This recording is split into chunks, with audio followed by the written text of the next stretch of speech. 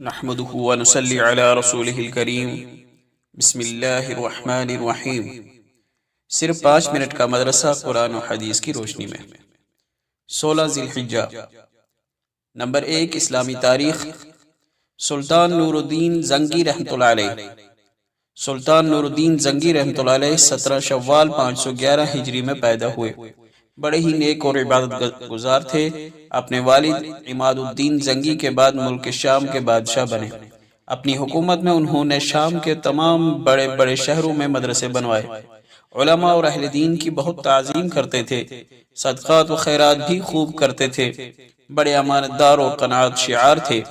ایک مرتبہ ان کی اہلیہ نے تنگی کی شکایت کی تو انہوں نے اپنی 3 دکانیں جن کی سالانہ آمدنی 20 دینار تھی ان کو خرچ کے لیے دے دی۔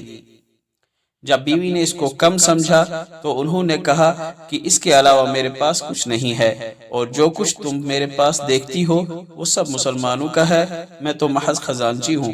میں تمہاری خاطر اس امانت میں خیانت کر کے جہنم میں جانا نہیں چاہتا۔ ان کی سب سے بڑی آرزو بیت المقدس کو فتح کرنا تھا، مگر ان کی تمنا پوری نہیں ہو سکی، اور سن 569 ہجری میں ان کا انتقال ہو گیا۔ لیکن بیت المقدس کو ان کے سپہ سالار صلاح الدین ایوبی رحمۃ اللہ علیہ نے 583 ہجری میں فتح کر لیا۔ ابن اسیر لکھتے ہیں کہ خلفائے راشدین اور عمر بن عبدالعزیز کے بعد نور الدین سے بہت سیرت اور عمر بن عبدالعزیز کے بعد نور الدین سے بہتر سیرت اور ان سے زیادہ عادل انسان میری نظر سے نہیں گزرا۔ نمبر 2، حضور صلی اللہ علیہ وسلم کا معجزہ۔ حضور صلی اللہ علیہ وسلم سے استہزاء کا انجام۔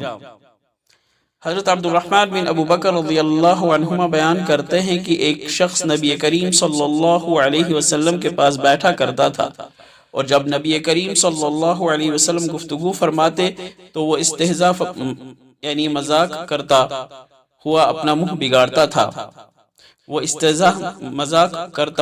اپنا منہ بگاڑتا تھا۔ آپ صلی اللہ علیہ وسلم نے فرمایا تو ایسا ہی ہو جا، چنانچہ وہ ایسا ہی منہ بناتا رہا یہاں تک کہ وہ مر گیا۔ نمبر 3، ایک فرض کے بارے میں۔ قربانی کا جانور اگر مر گیا، مالدار شخص نے قربانی کے لیے جو جانور متعین کیا تھا اگر وہ قربانی سے پہلے مر جائے تو اس پر دوسرے جانور کی قربانی لازم ہوگی۔ نمبر 4، ایک سنت کے بارے میں۔ نفع بخش علم کے لیے دعا۔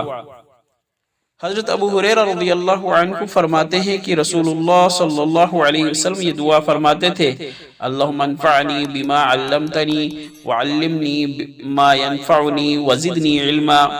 ترجمہ: اے اللہ، جو علم تو نے مجھے دیا ہے اس سے نفع عطا فرما، اور مجھے نفع بخش علم عطا فرما، اور میرے علم میں زیادتی فرما۔ نمبر 5، ایک اہم عمل کی فضیلت۔ علمی مجالس۔ رسول اللہ صلی اللہ علیہ وسلم نے ارشاد فرمایا: جب تم جنت کے باغوں سے گزرا کرو تو خوب چرا کرو۔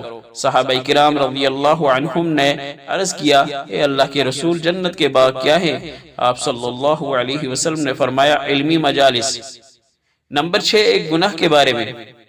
جمعہ میں لوگوں کو پھلانگ کر آگے جانا۔ رسول اللہ صلی اللہ علیہ وسلم نے فرمایا: جو شخص جمعہ کے دن مسجد میں لوگوں کی گردنوں کو پھلانگے اس کو قیامت کے دن دوزخ کا پل بنایا جائے گا۔ نمبر 7، دنیا کے بارے میں۔ دنیا کی ہر چیز اللہ کی ہے۔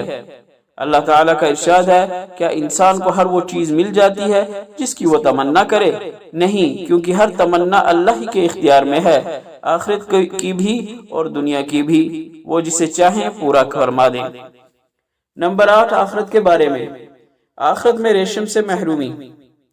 رسول اللہ صلی اللہ علیہ وسلم نے ارشاد فرمایا: جس مرد نے دنیا میں ریشم پہنا وہ آخرت میں نہیں پہنے گا، وہاں اس نعمت سے محروم رہے گا۔ نمبر 9، طب نبوی سے علاج۔ بیمار کو پرہیز کا حکم۔